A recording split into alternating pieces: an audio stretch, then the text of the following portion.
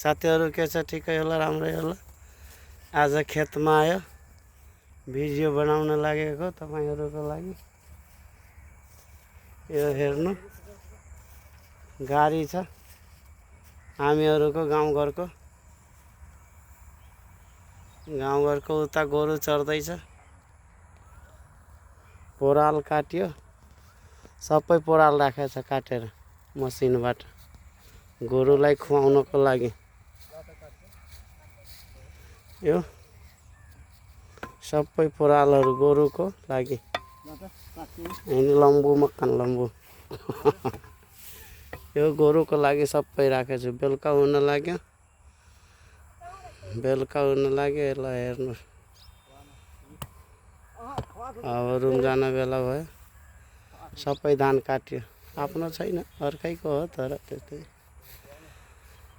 यो खेतमा उखु छ अब यता अर्काको हामीहरुको सबै काट्यो धान।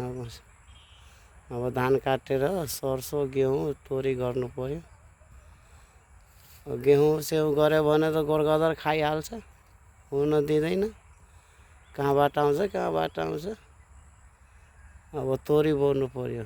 अब खेतमा तोरीको सिजन तोरी लगाउनु पर्यो।